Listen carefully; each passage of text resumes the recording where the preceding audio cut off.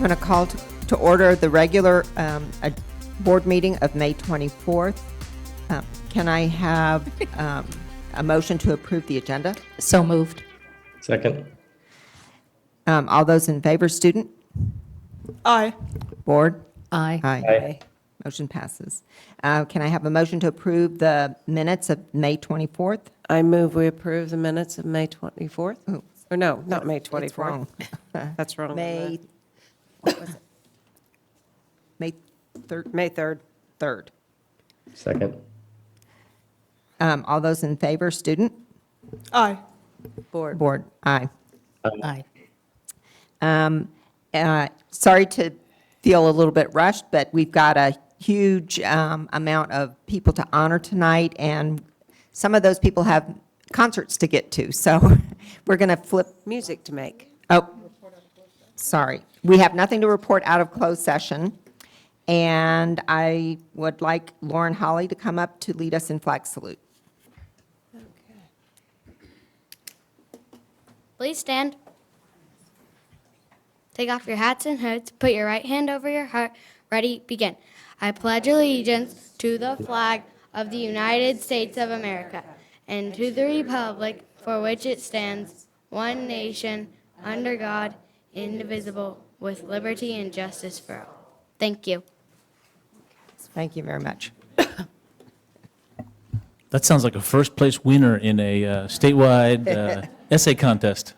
Yes. Nicely done. Thank you. So I appreciate your coming here tonight, and it's a busy time of year. And we will flip item number 10 so that we will do the recognitions first and then do our staff board communication. Dr. Stepp. Madam Vice President, members of the board, Mr. Klein's got one slide for me before we get to the award winners. Rock the District coming up. Please support the foundation. They provide support to all of our 15 schools. They've got their event coming up at the Sagebrush. Got 90s Rock. Dr. Seifries grew up on this and asked specifically for 90s bands. So we accommodated his request. He doesn't want to be there alone. It'll be awkward if he's there alone, rocking out and air guitaring. So we wanted to make sure we had support for him. So that's the commercial. Now on to the good stuff. Miss Liberty Logan made me aware that we had dominated a California Department of Education competition. And it's the CDE in partnership with the Consulate General of Spain. And they hold this Spanish essay competition every year. And our students, to none of our surprise, did really well. So I think Assistant Principal Jessica Marshall is going to come on up and talk to us a little bit about what happened. Obviously, we have a dual immersion program that spans Sumac, Lindero, and Agora. Ms. Marshall. Señora Presidente, Dr. Stepanowski y miembros del Consejo Escolar. Esta noche tengo el placer de reconocer a 3 de nuestros increíbles estudiantes y sus maestros por un logro muy especial. Mi nombre es Jessica Marshall y soy la orgullosa directora asistente de la Escuela Secundaria de Lindero Canyon. Cada año, el Consulado de España, en conjunto con el Departamento de Educación de California, organiza una competencia de ensayos, escribo en español, para estudiantes en los grados 3 a 12. El tema de este año fue Quiero vivir en otro país. Y este año, el distrito no tuvo 1, sino 3 ganadores del primer lugar en cada nivel. Además, estos estudiantes son reconocidos en la categoría de hablantes no nativos de español, lo que hace que su premio sea aún más impresionante. Gracias al Consejo Escolar, al distrito y a nuestros equipos escolares por apoyar con excelencia nuestros programas de inmersión bilingüe. Estos estudiantes y maestros que estamos a punto de conocer son sin duda una de las partes más impresionantes que hacemos como un distrito. And I'll translate. Madam President, Dr. Stepanowski, and members of the board, it is my pleasure tonight to recognize 3 of our amazing students and their teachers for a very special accomplishment. My name is Jessica Marshall, and I'm the proud assistant principal of Lindero Canyon Middle School. Each year, the Education Office of the Consulate General of Spain, in conjunction with the California Department of Education, hosts an essay competition for students in grades 3 through 12 called Escribo en Español. This year's theme was I Want to Live in Another Country. And this year, LVUSD had not 1, but 3 first-place winners at each level.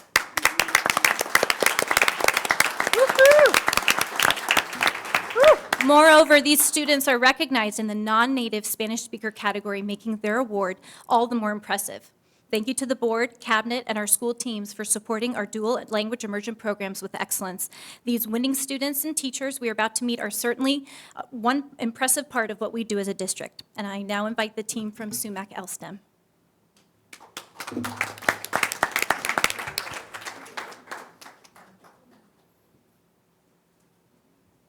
Madam President, members of the board, distinguished cabinet, thank you so much. As the proud principal of Sumac LSTEM Elementary, I would like to recognize two phenomenal teachers, Mrs. Nazarian and Mrs. Diaz, standing behind me, who have supported the work of an additionally impressive student, Lauren Hawley.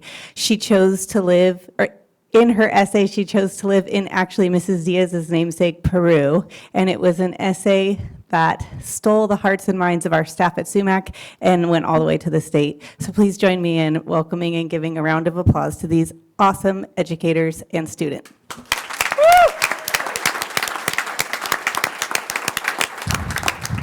I'm going to ask the winners and the teachers to remain standing over here, and I'm going to invite Principal Eric Anhalt up. I want to hear this in Spanish, Eric. I'm just going to say I knew exactly what she was talking about the whole time. You did not. The second half of the whole You time. did not. I have the distinct pleasure of introducing an extraordinary teacher, Mr. Norman Mejia, who is the teacher of our dual immersion program for the upper grades at Lindero Canyon Middle School. And he's going to be talking about Miss Annalise Fung, our award winner. So I want to give Annalise and Norman a big round of applause.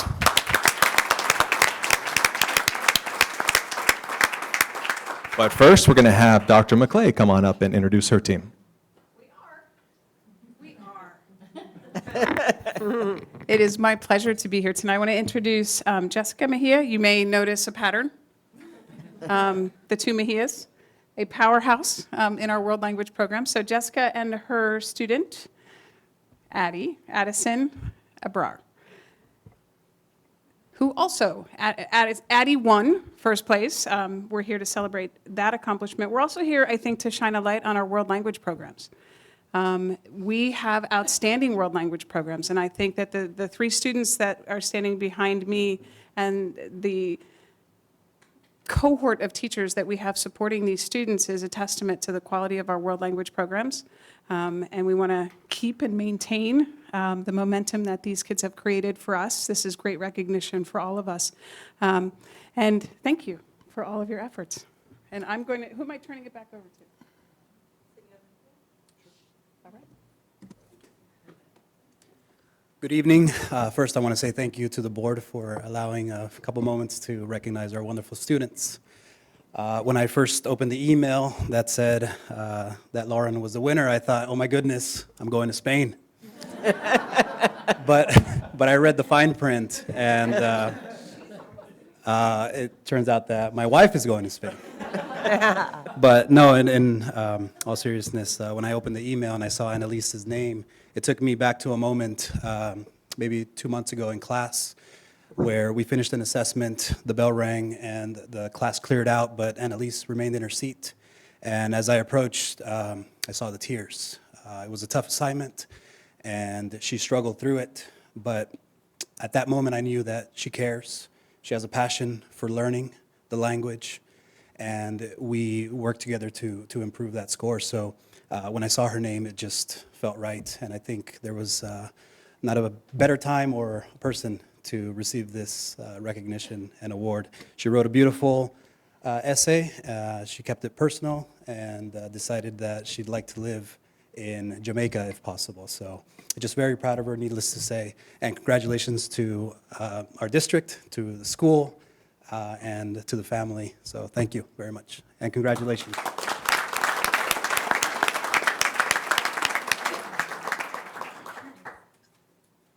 Hello, Jessica Mejia. Let me bring this a little down. Thank you for the board for having us as well. I'm here to honor my student, Addie Abrar, and I just want to talk a little bit about her. From the first week of school, I knew that she was very special, always at the top of her class. I'll never forget the time that she She was out for about a week visiting Mexico, and during that time, I was giving a very difficult grammar lesson. She comes back the day we have an assessment, and I figured, oh, I'll give her a few days to prepare, and then she can take the assessment. Before the assessment, I usually give my kids about 20 minutes to prepare, and she was, okay, 20 minutes was enough for her. She took the difficult grammar test that we took, and she got 100% on it. And that's something that happens a lot in class with Addie. She's an extraordinary student. And I can never stop bragging about her to my rest of the colleagues, letting them know that next year they're going to have an awesome student, and she's going to be very much missed by me. I wasn't at all surprised that Addie won first place. She's an extraordinary student, and I have the honor to be her teacher. This award was well-deserved for her. Thank you.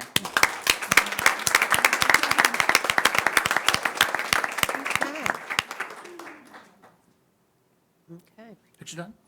I would love a picture with first-placed clean sweep for Las Virgenes, so if the board's interested, we can gather on down there and get a picture with the amazing students and staff. While you gather, I'd just like to do a quick little shout out and brag about Lauren Hawley. I don't think it was shared, but she this was also her first year in a dual language program. So just an amazing additional feat in her first year in the program to be able to achieve this. So really just awesome all the way around.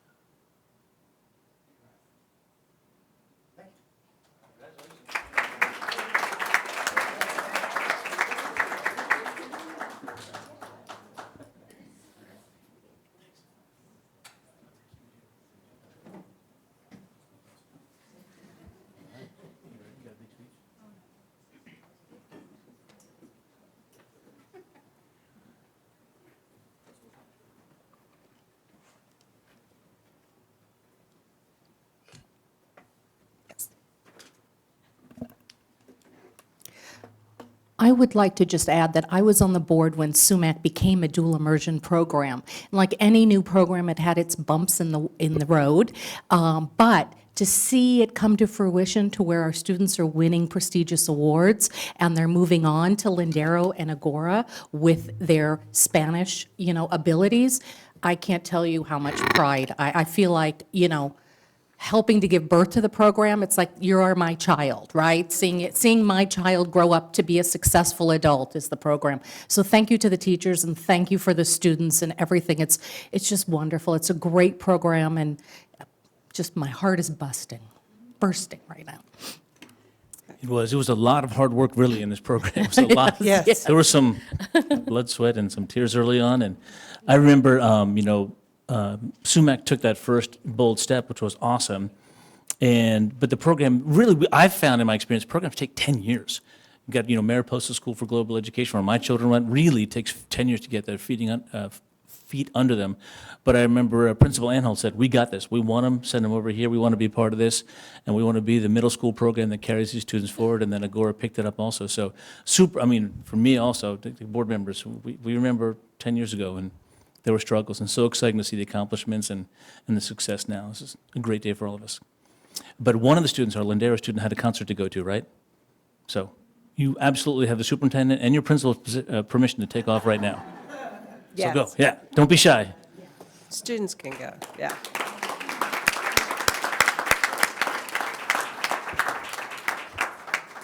The reality is we just don't want Mr. McKagan mad at us. No, No. no. No, we don't. My son had him, no, but we love him, so. All right, so we've got some recognition, so we're going to welcome some folks. We've got lots of new folks to introduce today. We'll start off with some administrators, and then we have some student board members to introduce, so that'll be exciting. So I think 5 new administrators today. We've got a little pinning ceremony for you. And so we'll introduce our administrators, have them come on up here. Board, the Vice President behind me has a few comments and your pin. And for our new administrators, again, some are administrators who've been with us for some time, but we're welcoming into new roles. But for our administrators, if you have family here, we'd love to meet families, so introduce family. I think I see some family members out there. First up, White Oak Elementary, Nicole Smith. Come on down, Nicole.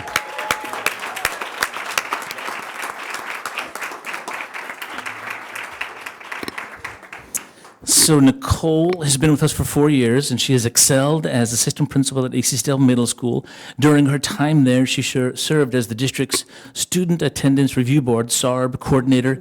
She also employed effective attendance enhancement strategies at AC Stell, which contributed directly to the 2021 California Distinguished Award. Something unusual. During a pandemic, they came out on top. In addition, Ms. Smith created the Eagle News, a biweekly video school news program, kept students and staff up to date.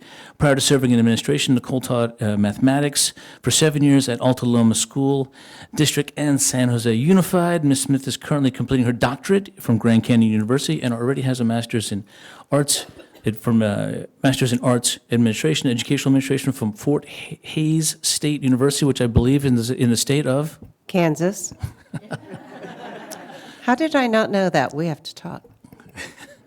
I knew which board member to go to, and she was reaching for a microphone as I looked at her. Nicole, on behalf of the board, we look forward to the great things that you will be doing at White Oak Elementary. That's where my kids went, and it's a great school. You've already done great things at AC Stell, and we can't wait. And now you get to be pinned and go steady with the district.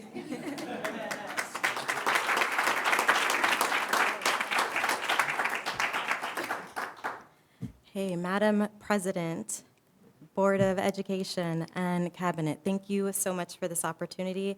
I am super excited to join White Oak and work with the little ones. Susanna, thank you so much for your mentorship and leadership. I think we've been through it all in the past 4 years, and I am totally going to miss the AC Stell family, and I'm super looking forward to and excited to working with the little ones and making new memories with my little new lions. And thank you, Moses. Thank you for all of your support. Please get ready. Please get ready because we have a lot of awesome family nights that are going to be happening. All right. You guys all saw it. He's ready. All right. And thank you, everyone, again.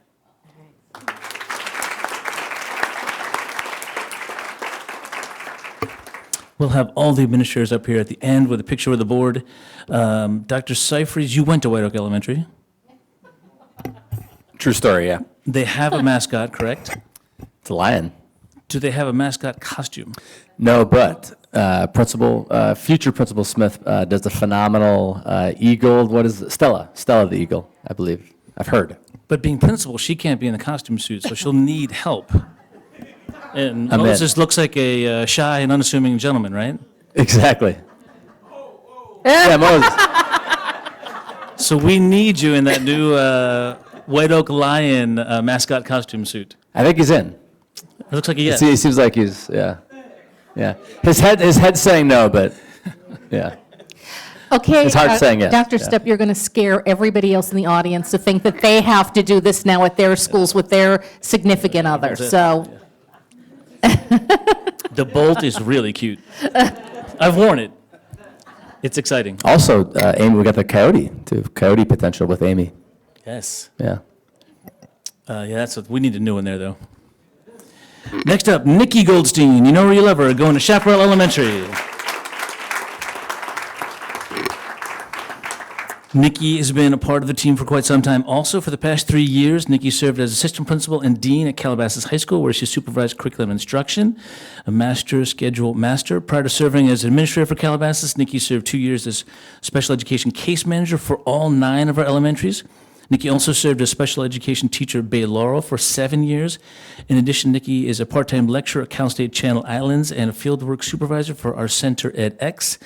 And we think this is a first for any of our schools. Nikki attended Chaparral Elementary as a student, and her 3 children currently attend there as well, 1 in second grade, 2 in kinder, so she is a Chaparral alum. Madam Vice President. Nikki, we're so excited for you to join Chaparral as their principal. We think that you've done great things in all of your positions that you've held within the district, and we're excited for the enthusiasm and energy that you'll be bringing to Chaparral. And now you get to go study with the district.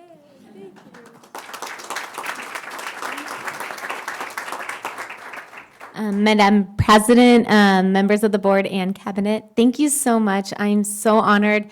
I didn't bring my kids or my husband because they have soccer practice priorities for an 8-year-old and 6-year-olds. But they were here when I spoke as dean, so they have been here and graced you with their presence and their loudness. I'm really excited. I already have a Calabasas student who's willing to be my cub at running club. I just need a cub mascot costume, so if you know of any good businesses to get me one, great. Thank you. Yeah, all right, We're on thank it. you.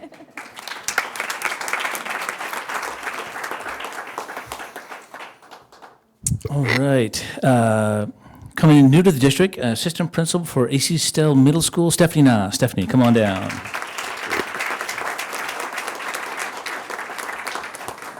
Stephanie has 9 years' experience as a special education teacher and avid teacher as well at William Workman High School. She formed the vision and developed the foundational groundwork for the school's MTSS team, which is their multi-tiered student support program. She was a staff member and leader on their site council. She mentored and coached special education teachers in their induction or teacher credential program. She has a Bachelor's of Arts in Comparative Literature from UCLA, go Bruins. She has a Master of Arts in Teaching and Secondary Education from that other school in LA. Oh boy. And she has another dual masters, Masters of Arts in Education Masters of Arts in Education, specializing in curriculum and instruction, emphasis in design-based learning from Cal State Polytech. And I'm sure her doctorate is coming up next. Madam President. Stephanie, we are so excited to have you join the LVUSD team. You will be doing great things at AC Stell, and Principal Baird is a great person to work with, and we are very excited to have you join us, and congratulations.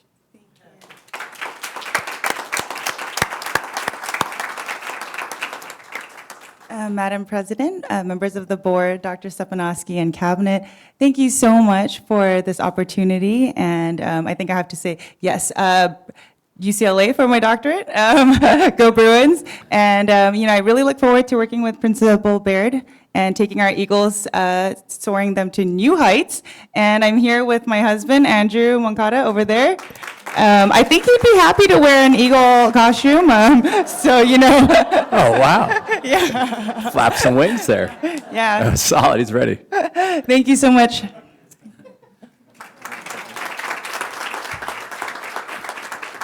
It's like we're developing a support group here.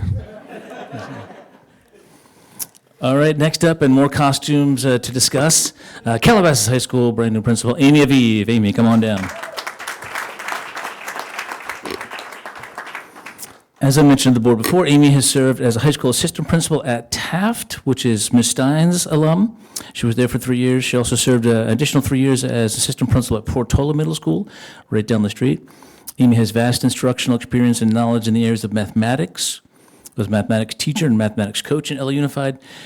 She served 2 years as the district coordinator of secondary mathematics for LA Unified Local District Northwest. Amy previously served as a secondary math teacher, teaching math at both middle and high. She spent time as lead teacher for her district's engineering academy, a special education coordinator, Title I coordinator, Title III coach, specializing in work with long-term English learners. She has it all. We're excited to have her in Coyote Country. Madam Vice President. Amy, we're very excited to have you join the district. our current president is Dr. Videra, and her children graduated from Calabasas High School. The other board members here had students at Agora High School, but we have a great working relationship, and I understand that you have a great relationship with Dr. McClay, and we look forward to the great things that you will be doing at Calabasas High School.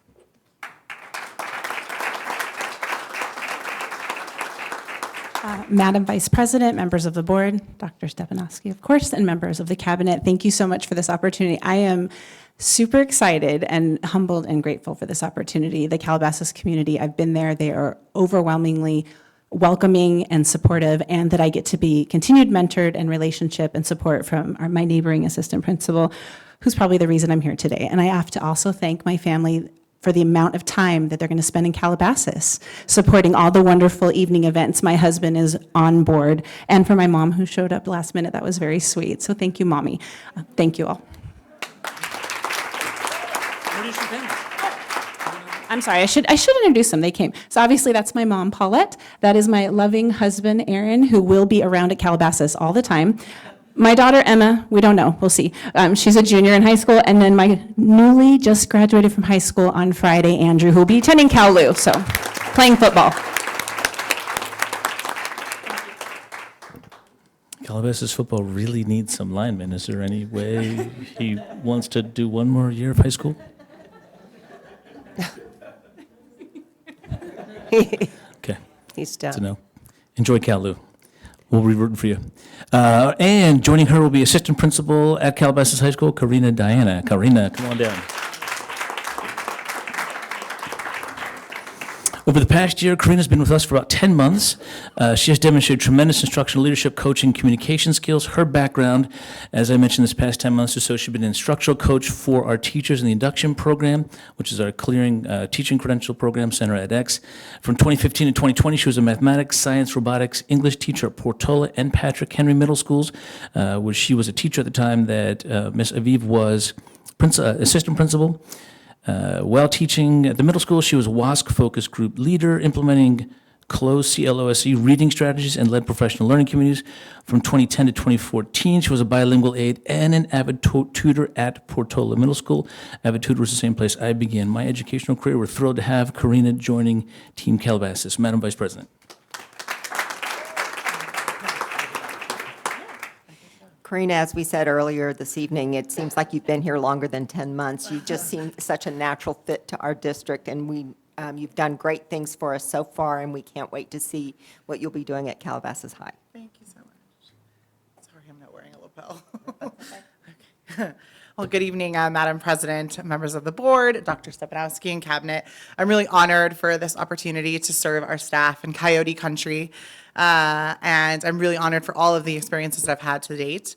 I wouldn't be here without my loving parents, my dad, Alfredo, and my mom, Ligia. They have been supporting me and been my rock through so many things.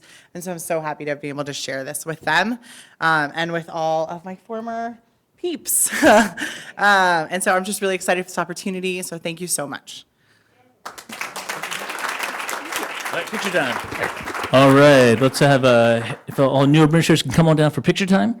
We'll do a picture with the administrators first and then the mascots after that. Maybe not.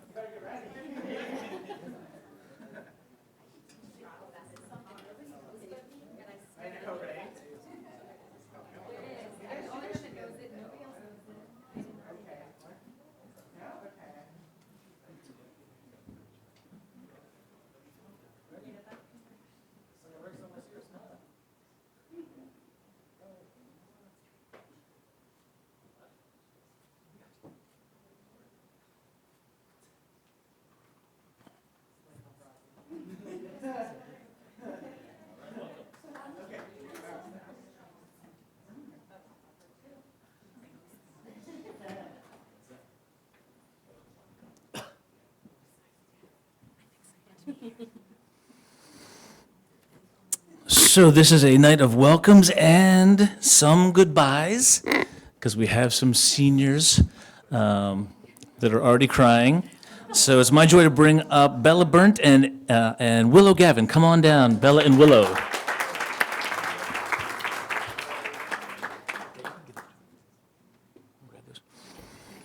So these are our student board reps who have served diligently and faithfully this past year.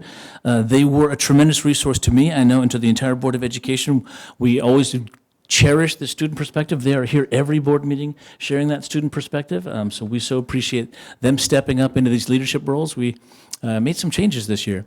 I will say that their input in the bell schedule was critical. They were also part of the video and communicating that out. They also helped launch the very first Superintendent Youth Council, so having them a part of that was phenomenal.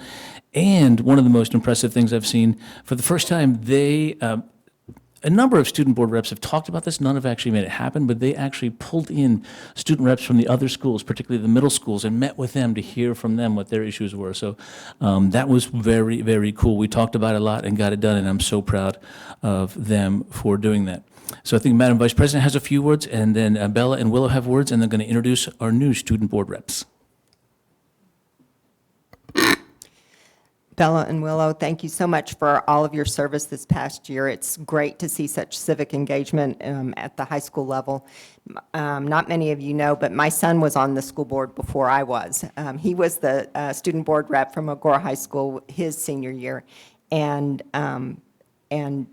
he had a heart for it just like you guys do, and you couldn't have accomplished as much as you did without the heart that you have for this community. Thank you so much for your service, and we have a token of appreciation.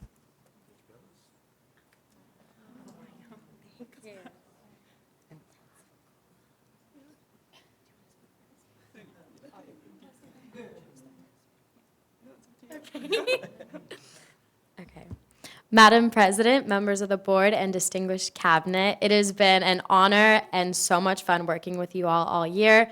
I have loved attending all of the different board meetings that we've had over the year. I loved being able to share a student perspective and input. It's been lovely getting to know you all, and I'm so thankful that I had this opportunity, and I'm so grateful that I got to know each and every one of you. So thank you so much.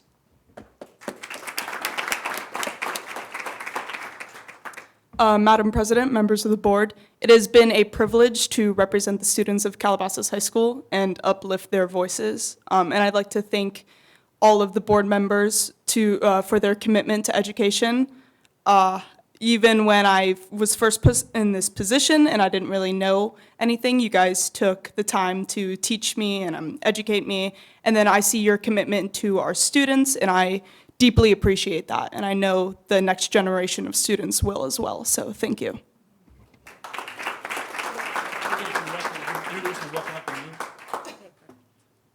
All right, now it is my pleasure and privilege. Could we please bring up Emma and Justin? We would love to introduce you guys.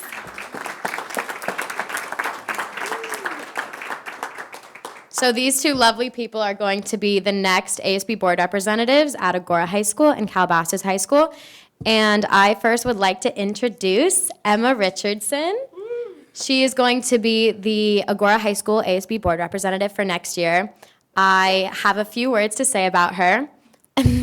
I am very grateful for Emma for so many reasons. I have gotten to know her a lot more this year in student council, and not only has our friendship grown, but I am so grateful that if there was anyone I could be handing off this position to, it's her.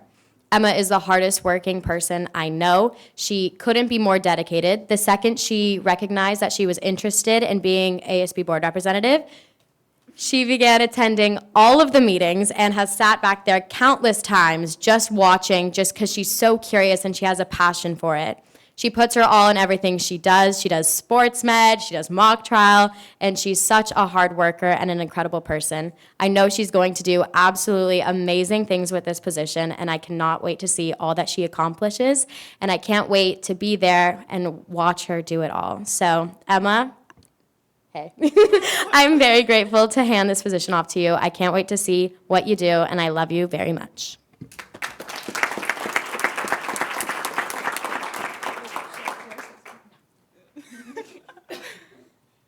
I would like to introduce the new Calabasas board rep, Justin Pistotnik. When I found out that Justin would be taking over my position, I was jumping for joy. I have grown to love Justin very dearly. When I come into ASB, we sit next to each other. When I come into ASB, he makes my day. I love just talking to him about this position, but also hearing about his life, and I love his advice for me, and I'm definitely going to miss Justin's optimism when I leave for college. He's going to have a lot on his plate. You know, he is taking over our school's chapter of YDSA. He is the Speaker of the House for Youth in Government. So he's going to have a lot on his plate, but knowing Justin, he will balance it perfectly, and he will be the best representative for the students to come. So, Justin, I am so excited you're taking over, and I love you so much. So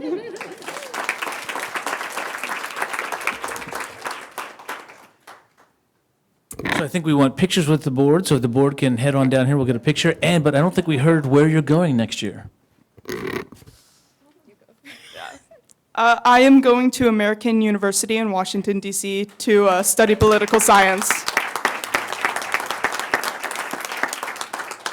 I am currently a junior, so I'm excited to be the ASB president for next year.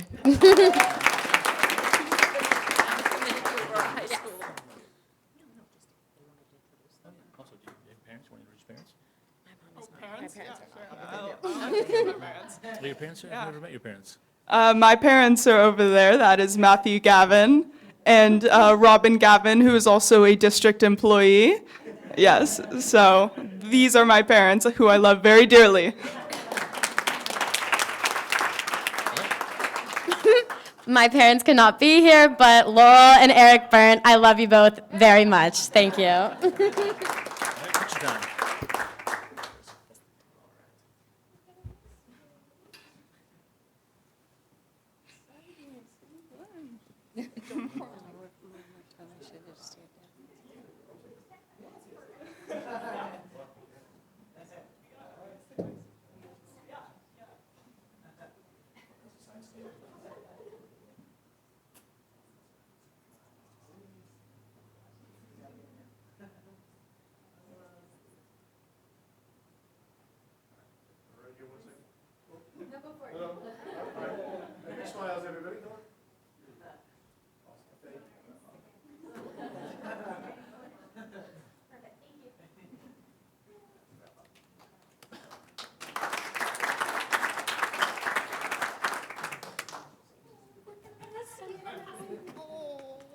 Have a good summer. This is it, right?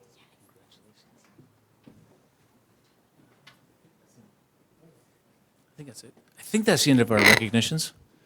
I don't have the agenda in front of me, so everyone's welcome to stay, of course. We get lonely here, but we also understand you have lives and families and want to get out there, so we totally understand if you want to take off and celebrate all these new Run. positions. I would tell you to run. Thank you, Run. everyone, for coming. We appreciate Thank your you. attendance tonight. Happy belated birthday. I was just going to say that. Happy birthday. We share the same birthday. Hope you had a good one. Aw. Have a great summer, everybody, and rest up for the fall. Yes. Okay. Okay, so let's begin step board communications. Willa. Madam President, members of the board, both CHS and Agora are getting ready for their finals and are even more ready for the summer. At Agora, their freshman officers hosted a movie night, which was very successful and made a lot of money for the freshman class. The Agora seniors had a spirit competition where they won a beach day. Agora boys lacrosse and boys baseball season sadly came to an end on May 6th after going to the playoffs, and boys baseball won in the Marymount League. Agora's Student Council has their banquet coming up this week to celebrate all their accomplishments this school year. In addition, there will be a leadership conference held this Friday between the old Student Council and the incoming Student Council to share information on how to be most successful for the next school year. AHS students are very thrilled to be done with AP and IB testing and are ready for CASP testing this week. On Saturday, Agora seniors had their prom in Santa Barbara, and all the students had so much fun celebrating their last dance in high school. On the topic of prom, Calabasas seniors had theirs on May 14th at the Sherwood Country Club, where they performed karaoke and danced the night away. Today, seniors are currently at Universal and will be having their senior beach day on Friday. Also on Friday is the very last comedy sports game of the year, which will feature not just students, but teachers as well. The ASB class is hosting their very last blood drive on May 25th. CHS Student Government is also hosting an AAPI movie screening day on May 26th, and on May 31st, ASB is hosting a finals petting zoo, and later that day, Senior Award Night will take place at the PAC. ASB also finished out their Home Run Derby, which received a lot of positive feedback from the students. Thank you. Thank you very much. Ms. Cupville.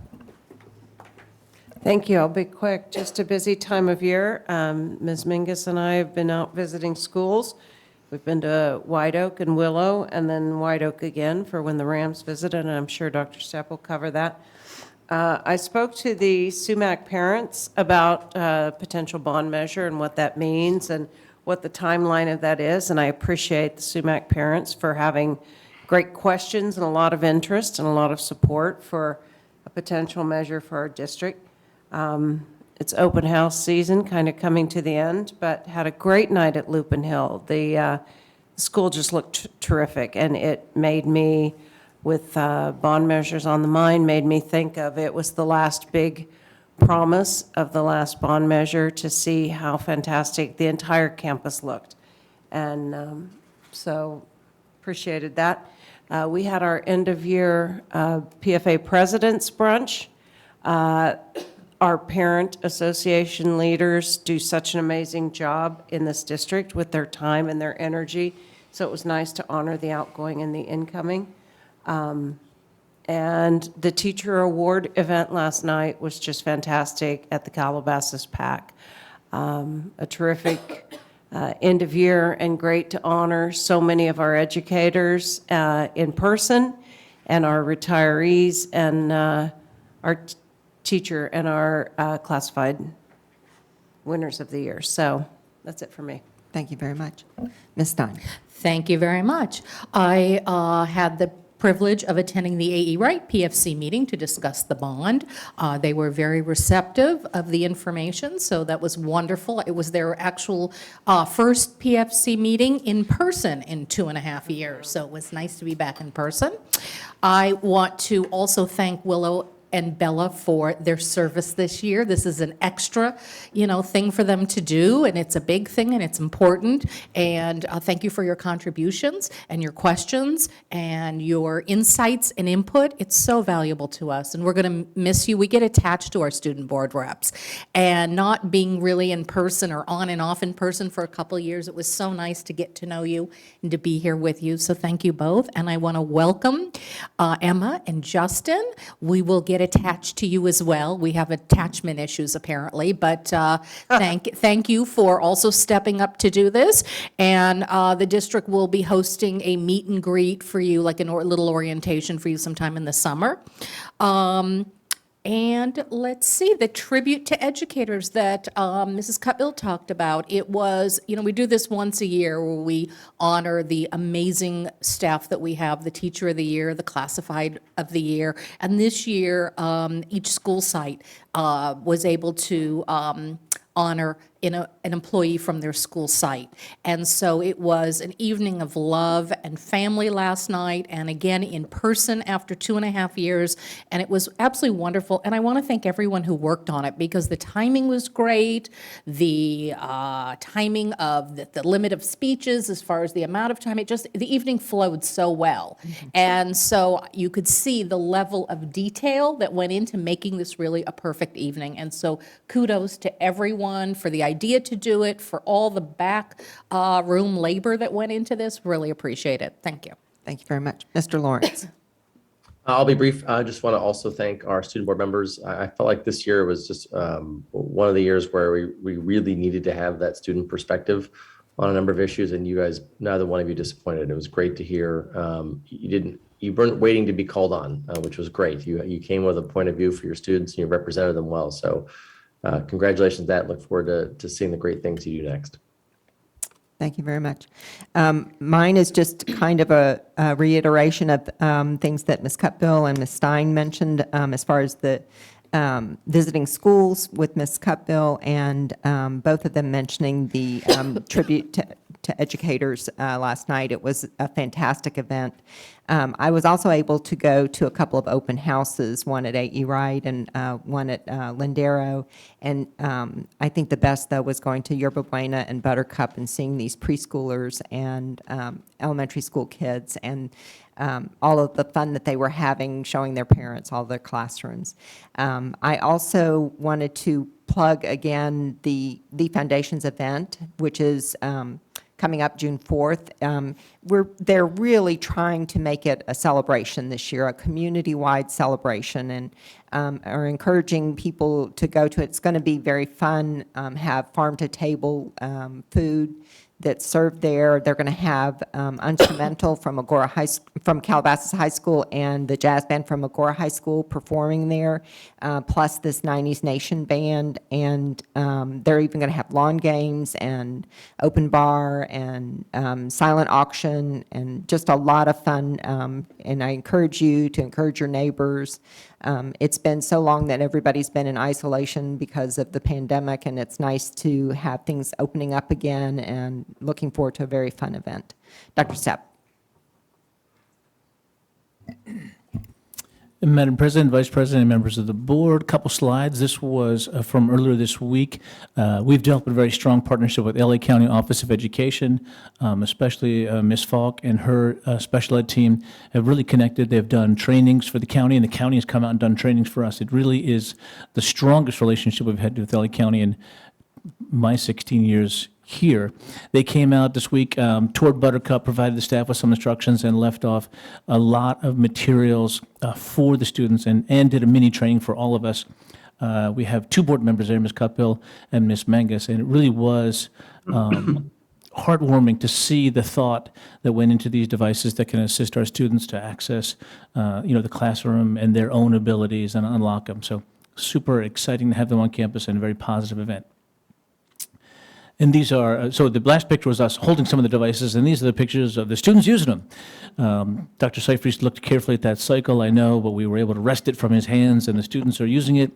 The basketball hoop, I can't believe we got it to the playground at Buttercup. I think Dr. Seifried asked for that for his next big birthday, right? So yeah, these are the kids using the devices, and the thought that went into modifying them or changing them and making them more accessible, and just fun. The kids are having fun and they're participating and engaged. It's just awesome. Only word I've got. And as Ms. Cutbill mentioned, last night we had our tribute to educators. Dr. Gleason and the team worked hard to make that event happen. That picture there is of our Teacher of the Year, Certificate Member of the Year, Julie Steitler. She's a special education teacher of Round Meadow, so she will advance as our Teacher of the Year to LA County in the fall, and we hope that she advances and makes it to Sweet 16 and beyond. Our other employee, our classified employee of the year, was Milka Demira. She was a health clerk at Yerba Buena Elementary. She was instrumental in us working through the labyrinth of guidelines and requirements from LA County and California Department of Public Health in reopening schools safely. She was an instrumental voice and a problem solver for us. So next slide. Picture from the night, there's a groundskeeper at Calabasas, Fernando. The Calabasas staff had students and staff cut out little hands and then write notes on them. And when I showed them to several students, they didn't know exactly what they were for, and they were excited to see the finished product. And he got a huge round of applause. He was one of our distinguished staff members that we celebrated last night. He really is heart and soul of that staff. I think Ms. Cutbill also mentioned this. The LA Rams are a wonderful partner. Their headquarters are in our school district, and they really are great to work with. They visited our schools after the Woolsey fire to lift our students' spirits, brought players, all those sorts of things.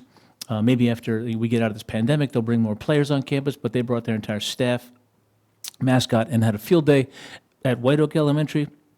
They're headed over to Willow tomorrow morning, so we've got a study session and may, depending on how the study session goes, head on over there and check it out. But the kids are so excited. They get gear, they get championship hats. They're playing all kinds of activities. Cheerleaders were here as well. Was just a blast. Next slide. I think Ms. Cutbill also mentioned this. We had our end-of-the-year celebration of our Superintendent Discussion Council. This is our PFC and PFA leaders, presidents, with our principals, and so we celebrated the outgoing presidents and welcomed the incoming presidents, and it was just joyous to be together. Dr. Finneran. Thank you, Madam President, members of the board.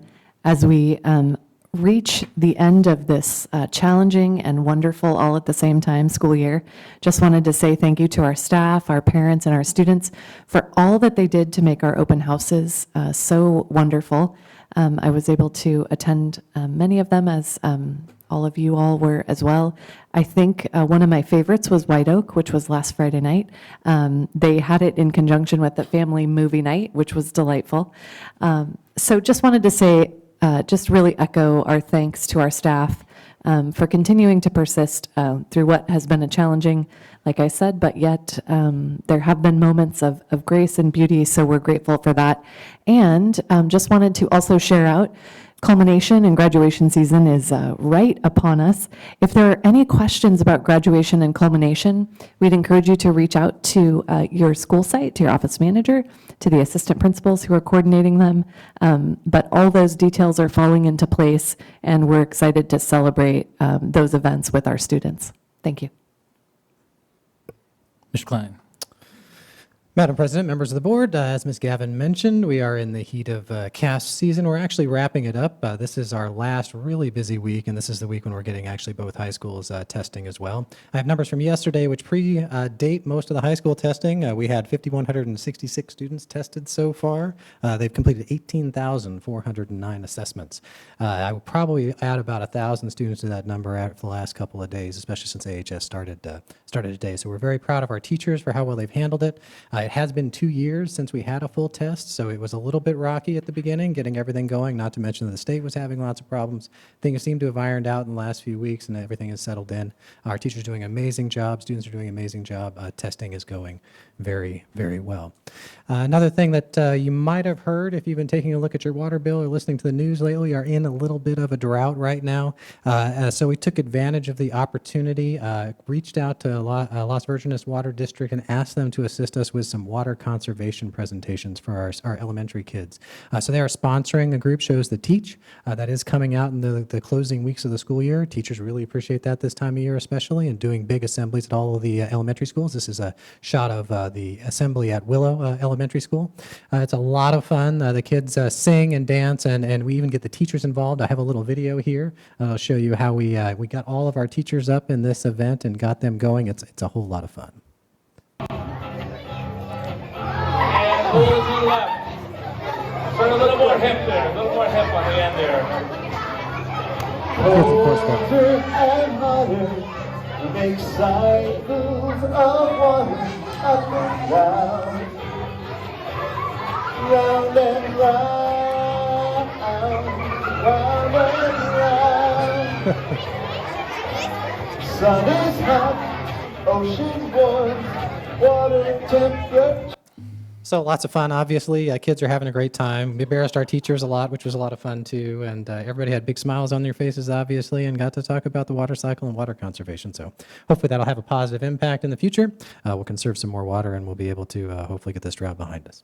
I have a question about the water issue. From what I'm understanding, they've announced, does it impact our fields, this only being able to water once a week concept, or are large multi-building entities exempt from this? Is it purely a household thing that the water district is implementing? The rules do not apply as strictly to the reclaimed water, and that's what we use for the majority of our fields is the recycled water. So we've been in contact with the water district, and they understand that out of all of our fields, 2 schools do not have the recycled water, and so due to safety, they understand that we do need to keep watering those because the students are on them every day, and we can't have them being, unkept. So we need to keep sure that they stay safe for our students. So we've been in touch with them. We've also ordered signs for the community to help them understand that we are using recycled water to water our fields. So. Great.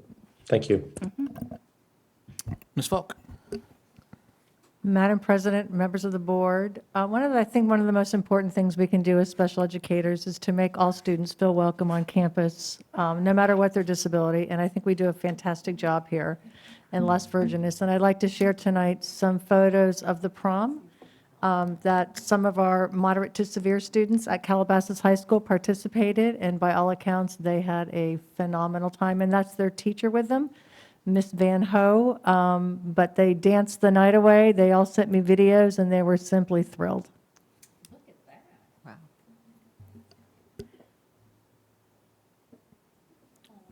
Ms. Kins. Madam President, members of the board, as Dr. Stepanowski mentioned, on May 10th, the Los Angeles Rams came to White Oak Elementary School, and they first gave a presentation on character, and they tied it into the ROAR, the White Oak Positive Behavior Support Plan, on being respectful, optimistic, accountable, resourceful. And then they had a Rams field day after that, where students participated in fun activities like catching passes, throwing footballs, running through obstacles, and cheerleading drills. As Dr. Stepanowski mentioned, Vice President Menges, Board Member Cutbill, he and Dr. Cyphers and I also attended, and tomorrow they will be at Willow conducting a similar program with similar activities. And this one's a little difficult to see, but that is Principal Jorns of White Oak catching the football in one of the activities. I also wanted to thank the TK teachers that were involved in the task force, TK Task Force and TK Curriculum Adoption Committee over the last 5 months. They will continue their work this summer and will be meeting to discuss programming and supplies that will be needed to purchase, that we will purchase through grant funds and needed to implement the new standards and developmentally appropriate programming. Some of them will also be featured in our Universal Transitional Kindergarten video. We look forward to being fully prepared this fall during the first phase of our Universal Transitional Kindergarten rollout.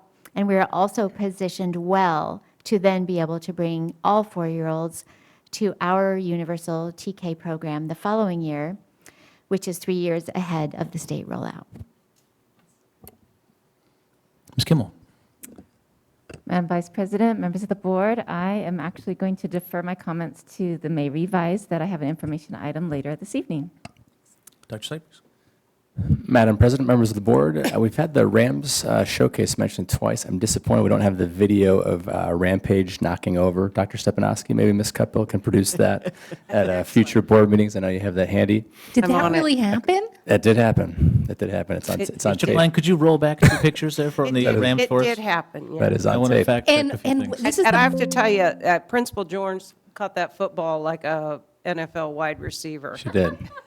And did. I somewhere I have a video of, I believe, Ms. Kent's, yes. The other picture, Mr. Klein.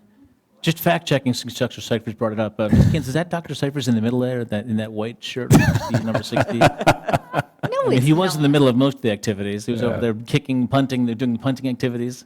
I don't see it. Wait, this is the first that some of us are hearing about this? Mhm. It's Okay, good that's stuff. the funniest thing, that you got knocked over by Rampage? Come on, we Wait till I want that file my workers' video. comp. I got a good picture. Workers' Next, comp plan next coming board soon. meeting, June 14th, coming to a theater near you. Yeah, Rampage felt pretty bad about it. And by the way, the head on Rampage that thing is like it would solid. hurt. It It does. is not. It looks soft and cuddly. It is not. So, kids out there, don't do it. Don't be like Dr. Stepanowski. Heads up for the Willow students tomorrow.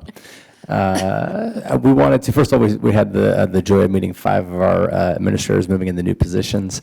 We have a couple things. One, congratulations, we completed the Agora High School interview process, so we're looking forward to potentially welcoming a new candidate to their campus in the near future. And we also have the Calabasas High School assistant principal position posted on EdJoin. There is, for any interested candidates or anybody who knows any interested candidates, position closes on Tuesday of next week. We participate in engaging in the interview process beginning Friday, June 3rd. Also, and again, something a couple folks have mentioned up here this evening, I wanted to again congratulate all of our distinguished educators who were recognized last night. Beautiful ceremony, beautiful evening, and it was incredibly heartwarming to be around such a special group of teachers, staff, and all sorts of folks that make LVUSD the special place that it is to be. That concludes staff communication. Thank you very much. Moving on to consent A, before I take a motion for that, I want to pull consent A, item number 7. They're going to present that item again at the June 14th meeting with other additional documentation. So I move to approve items number 1 through 6 and 8 through 11. Second. All those in favor, student? Aye. Aye. Board? Aye. Aye. Aye. Consent B, can I have a motion? Move to approve consent B? Second. All those in favor, this is a board vote only? Aye. Aye. Aye. Any opposed? Okay. Moving on to action items. Action item 1, approval of resolution 29-21, authorizing the use of cooperative purchasing contracts from other public agencies or other states to procure various materials, supplies, equipment, and related services. Dr. Stepp. Madam Vice President, members of the board, Ms. Kimmel and her team, Julie Presetto, always on the search for ways to save us funds and bring value and, more importantly, safety and upgrades to our schools. Ms. Kimmel's got the next 2. Thank you, Dr. Stepanowski, Madam Vice President, members of the board. Resolution 20-21 allows us to reach out and to other cooperatives, piggyback, and extending that to other states as well. And this, as Dr. Stepanowski just pointed out, will give us a vast option for finding the best prices for our purchases. So I'm welcome to answer any questions you may have. This one's pretty straightforward. I'm happy to make a motion to support unless there's other questions. I'll second it. This seems like a very effective use of time and resources of staff, so thank you for this. Yeah, Absolutely. it does. Makes sense. So all those in favor, board vote only? Aye. Aye. Action item number 2, approval of resolution number 30-21, authorizing supplemental pre-qualification questionnaire. Dr. Stepp. I'll go ahead and run with this one. Resolution 30-21 is with regard to our performing arts and education centers. Both of these centers are in need of a new sound system due to the age of the facilities. In our consent agenda, we had a contract for John Sergio Fisher, who was the original architect, to develop schematic designs and construction documents to submit to DSA for these upgrades. After the architect submits to the DSA, we will then be able to go out to bid. And when we are going out to bid for a project this large, vendors will need to be pre-qualified for their services. We went through this whole pre-qualification process in 2017 before we did the bids for Lupin. And that pre-qualification questionnaire was attached for your reference.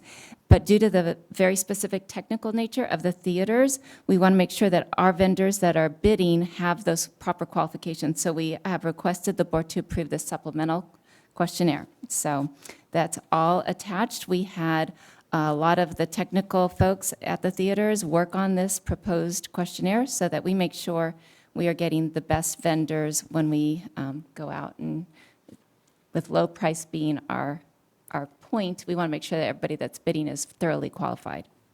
What is your timeline, off the top of your head with DSA and with vendors to actually get have new sound systems installed at each performing arts center?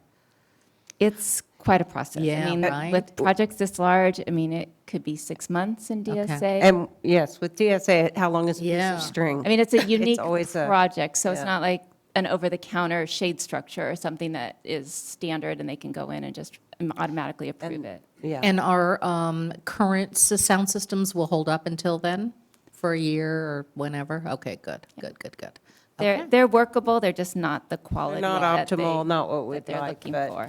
Yeah.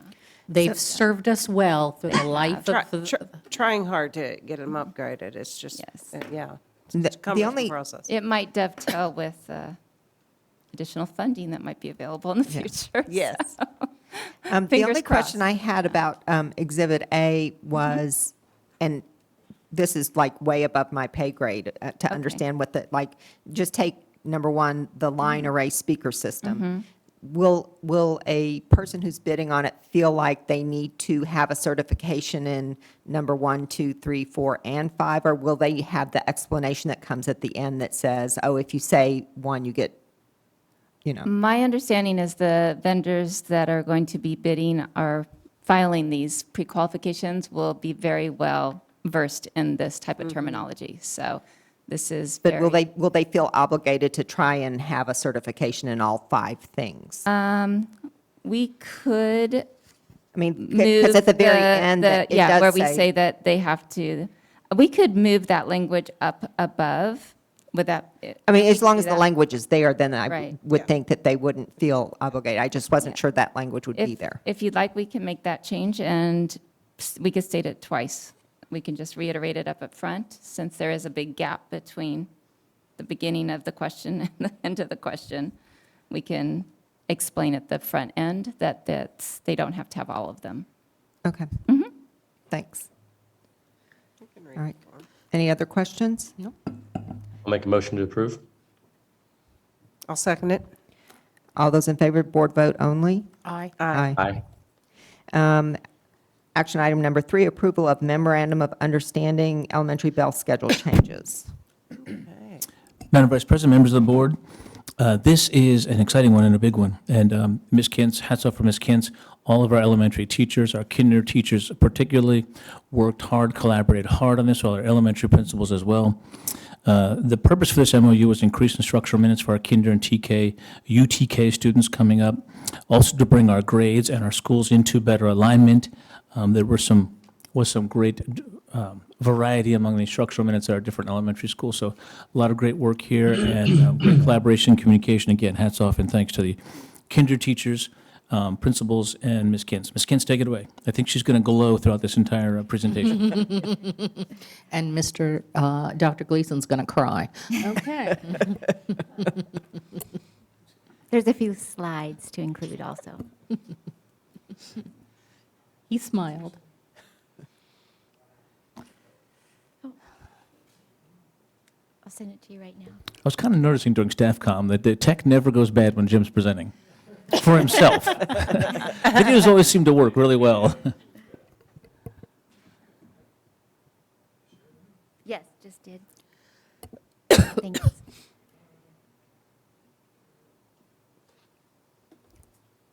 You can start, Ms. Kintz. Go ahead. Okay. You've got it all by heart regardless. Yes. So as Dr. Stepanowski explained, there are several reasons to look at changing the elementary bell schedules this year. We started this process last year, and one of the biggest ones was to have a total of 2 days over the state minimum so that we could have enough time so we wouldn't have to make up for lost time if there was smoke or fire days. And then with the TK and K minutes increasing, as Dr. Stepanowski shared, we really wanted to build a continuum of more minutes from preschool to TK to K, and then grades 1 through 3. So what we found is Buttercup was going longer than our TK was. So we built those minutes, and it made sense in programming. Then also to align instructional minutes across sites so that the grade bands were closer together in the amount of instructional minutes at every school, every grade band.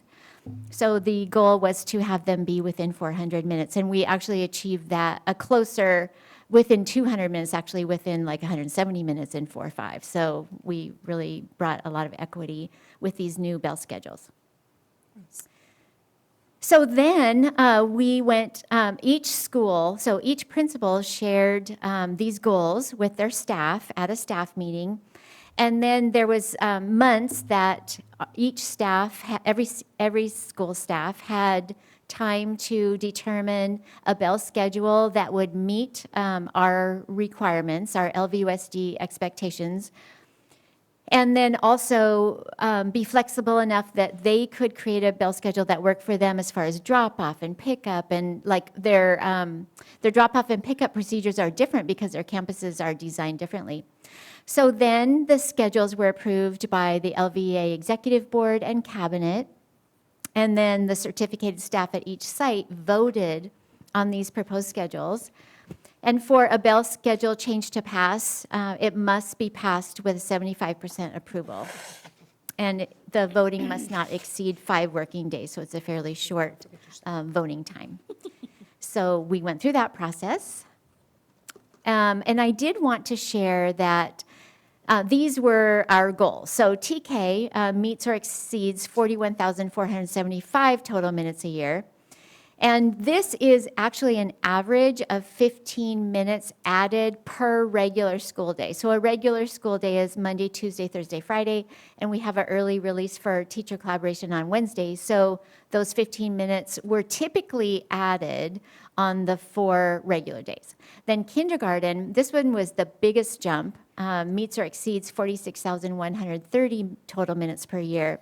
And so basically they have a full, they all have a full day program now. Grades 1 through 3 meets or exceeds 51,390 total minutes a year, and that met our goal of within 400 minutes across school sites. And then same thing with grades 4 and 5 meets or exceeds 55,011 total minutes per year, which brought them closer together. Then when it came to the kindergarten, as I shared, TK did increase minutes, but kindergarten really increased the majority of the minutes. So our teachers and our staffs, really wanted to know the 3 main reasons for this increase in minutes. And one reason is that we would like to increase our enrollment across the district, and so we felt that having a full-day program in kindergarten would accomplish that goal. And to bring equity of programs to students across the district, so it didn't matter which school they went to, they had a full day.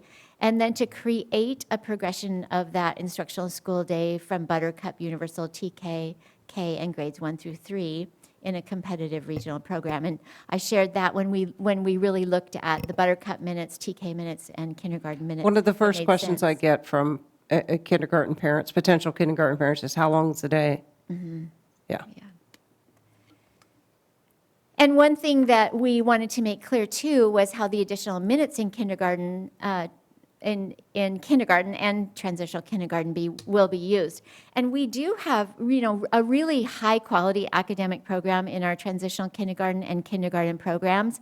But what we found was that with a shorter day, there wasn't as much time for that social emotional learning, choice literacy, and center activities, that experiential learning that is so developmentally appropriate for students, drama, music, movement, and then just have more of a balance of those active and quiet activities, because that's what the research tells us, that our youngest learners need that balance of academic and more experiential active activities where they learn through experiments and learn through play and learn through art projects and things like that. My hat's really off to you for all the work. I mean, I know we've talked about this in Pathways over the last year, but it seems to me this isn't just an incredible balancing act. There's so many factors that this has to be both a huge sort of big picture view and then tiny, tiny minutia view to make it all work. So to sort of honor the sites and their quirkiness, if you will, of their different cultures and their flavors, and not being lockstep, and yet still delivering the same thing at each elementary, which is important to us. I just, what you've done here is, there's so much work that went into this. So I just really appreciated having watched it sort of progress over the year. Thank you. This is so good for children. Thank you. It is wonderful for children, and to see the progression in minutes through the grades is terrific. And I know you and all the elementary teachers and your committees worked really hard on this. And thanks to everyone who's worked hard and put students first, which is what we do, and I think that's just wonderful. Of course, I'm going to then bring up marketing. I think we need to market this. Where's our bullhorn in marketing our TK and kindergarten hours? Because I think that is one of the things that parents are looking for when they look for schools. So, thank you. And one of the other things that I liked was how we were, once again, making effort to make us a whole district, and that make it equal across the district, and not these individual fiefdoms that have their own thing and their own way of doing things. And I really do appreciate all of the effort that went into this. Okay. Can I call for the question, or does anybody else have? Do we have a motion? No, we No, don't. Motion to Okay. approve. Move Oh, go ahead. approval of memorandum of understanding of elementary bell schedule changes. I'll Second. Okay. Oh, go ahead, Leslie. No, second? Okay, all those in favor, board vote only? Aye. Aye. Aye. Okay. On to information items. Update on the May revised budget. Ooh, now we're getting exciting. This is where we go from a Kent's Glow to a Kimmel Glow. Okay. Mr. Craig Hokehouse, this is the agenda item he paid the most attention to every year. We should reach out to him and check in. He wouldn't believe the numbers you're probably about to share, Ms. Kimmel. Who? Oh, You sorry. would believe them. No.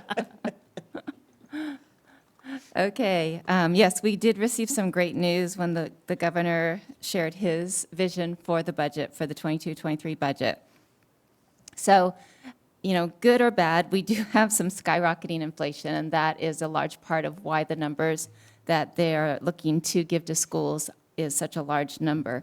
You can see just over the last 16 months how inflation has grown, and now, we're over 8%, and that's definitely impacting a lot of areas of our economy. One thing that they did point out is, and I think this is why we're seeing a lot of declining enrollment, is that housing prices have become really difficult for young families. So we marked on here, the LA metro area, the pricing has gone up. The dark blue is what it used to, let me phrase this, it's how much income a household would have to earn to purchase a house 10 years ago. And now in orange, that was a year ago, and you can see just the last year, it's jumped 20%. So that is what they're using there. The other numbers are statewide or particular other areas in the state or the countrywide. You can see how much more we are than the average in the United States. And this does not take into consideration our area with very high-priced homes. Exactly. We fall in the greater LA metro area. So as the state's building their budget, you can see that there's been quite a jump in some of their revenues, and it's been higher than it has been historically. So from January to May, the personal income tax rose 12%, and that was sort of attributed to capital gains taxes over the last, few months as tax returns came in. Sales and use taxes have gone up primarily due to fuel costs increasing over the last few months. Everybody's familiar with that. And corporate taxes also have increased. Large part, COVID recovery just going strong this year, stronger than they had anticipated. So those being the big three revenue sources for the state, this is how the state's budget is looking compared to the year that we're in and looking at the budget forecast. It's interesting to note that the Prop 98 cost for the state isn't actually going up. It's going down a little bit, and that's due to the ability to continue funding schools at a higher rate is because there's fewer students that they're funding. So the statewide decline overall, plus a bit of the property tax offset, the state's actual investment is going down, but they get credit for spending a lot more money. It's an interesting thing that's in the background. As we look forward, it wouldn't be a budget presentation if I didn't talk about some of the risk and concerns on the horizon. So just pointing out that we don't know when inflation is going to slow down, and we are still having serious supply chain issues. I know that, for example, the technology department had planned on doing a whole lot of projects this spring, and we're still hoping that we can even do them this summer.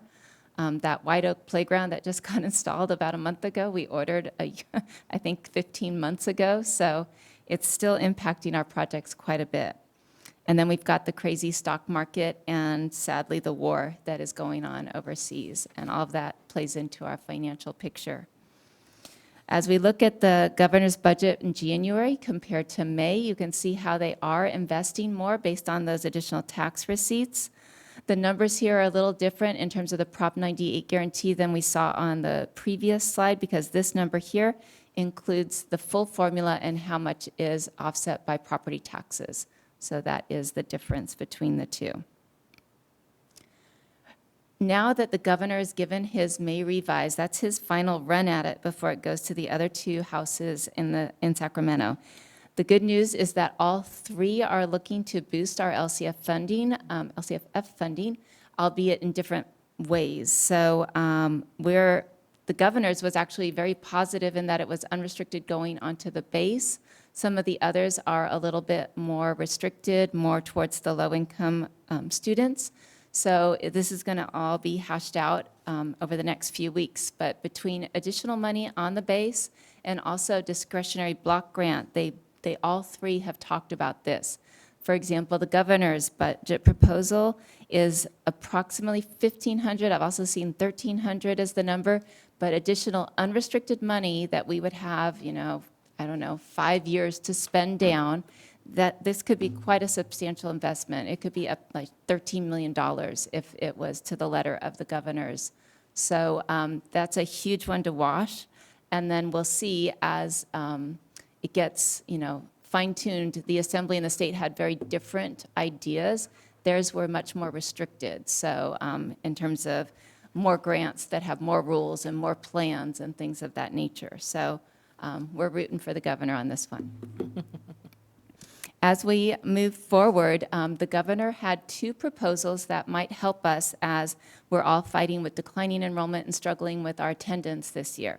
So he's acknowledged both issues, and both of those variables get rolled into our LCFF calculation.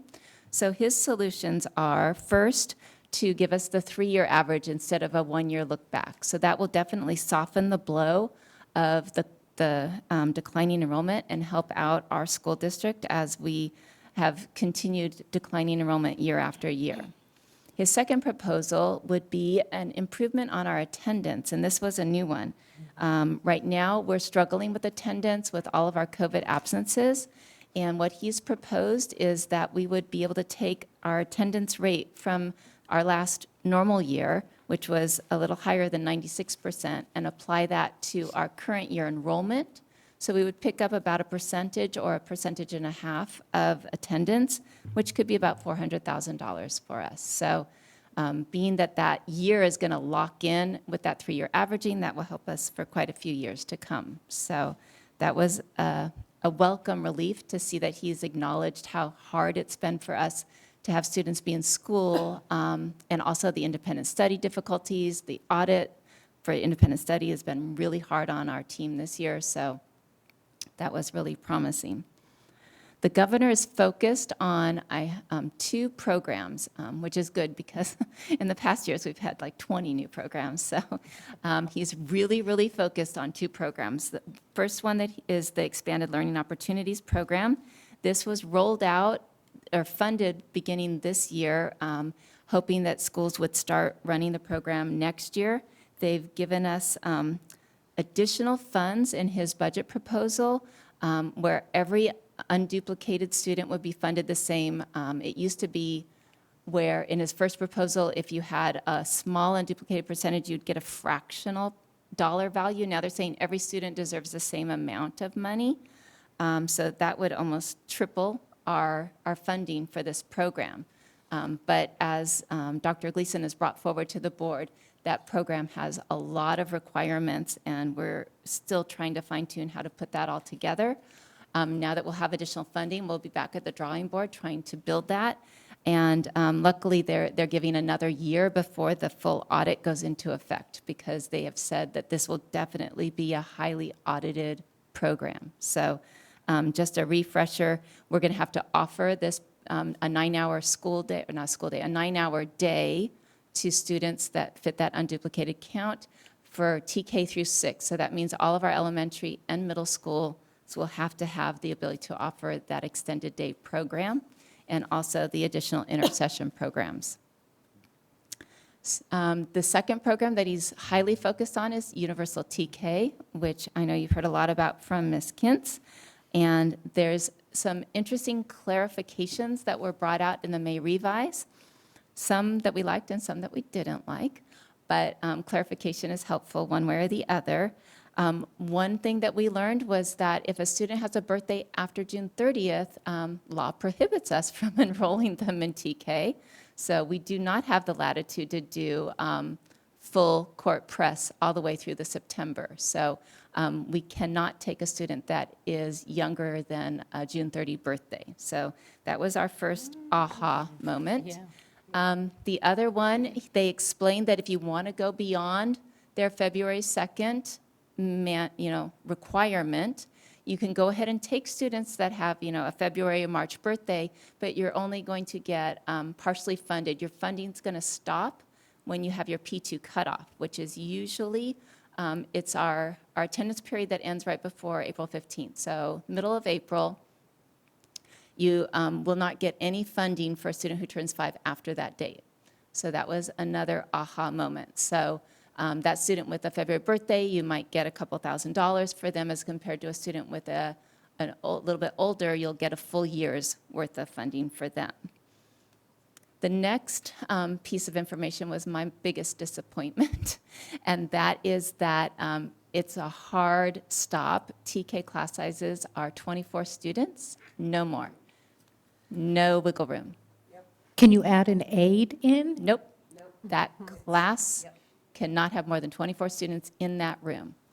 So that was a real big disappointment to us. Yeah. You do have the 12-to-1 ratio. We thought that even if they were going to be sticklers on the 24, the 12-to-1, we thought we could maybe add another aide, but that is not their solution. And you definitely, we have bargained some flexibility with our current TK through third grade language, just because we have people that move in all year long, and we don't want to, tell people you can't go to your neighborhood school. Yeah. And it specifically says you cannot bargain an alternative ratio. So You think there's any flexibility that'll change? I mean, that's I'm the still most. hopeful that somebody will have some reasonableness up there as they finalize this. So if we have, But I don't know. Yeah. yeah, so if we have classes that are full, because they have 24, and somebody moves into one of our school neighborhoods with a TK child, we either have to send them across the district or Or set up a new class. Yeah. for one child. It depends, I think, the clarity that's made to them over the summer, I don't know. Yeah. I'm not hopeful. Or staff, which will be expensive, is if you staff classes that aren't full. So if you had, you'd make 2 classes where maybe you could have 1 full to start, right. but you would start with 2. The problem is there isn't time, I think, for districts to really push back on this before we start to go here, right? They're probably So- way far down the path at this Yeah, exactly. So it may, one of those things that may get tweaked in a year, right? But it's not going to happen for fall. So Right. we'll have some, Just no as we take flexibility students off the to wait list, we're going to adapt, leave yeah. 1 or 2 at each Right. campus. Try and give us some Interesting. wiggle Do room. they have My any, guess is there will be a big outpouring. I mean, to quote Dr. Dunn, kids don't arrive in packages of, 24, Exactly. right? Nope. So everyone will have this problem. It will be universal, but there's really no time to change it now. Probably not. And I'd be surprised if they introduce flexibility at this stage. So Yeah. maybe next year. is there any language that you could have like a TK-K split? Yeah, as long as you honor, But it still has to be 24? you have to go to the TK rule if you do that. Yeah. HR is on top of this, as well as Center edX, in terms of making sure that we have the right staff in place to run this program. And they even did a whole slide on the penalties for not complying with all of their rules. So basically, what this comes out to is if we fail at any one of these 3 items, we'll lose $237,000 is basically what the fine will be. So say we have the middle of the school year and we have that extra student come in, we would have to look, do we staff it with a sub and an aide mid-year and spend $60,000 on another class so we don't lose the whole 237 Right. on that one? So those will be questions we'll have to be nimble with as the rules go on. But it's for all 3 of those penalties.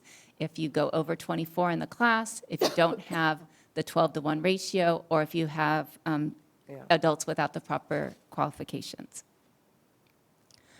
Other great news, child nutrition. The state is, the governor's committed to funding free breakfast and lunch for all students all year without requirements for income. Good and bad. Great news for everyone to have that opportunity.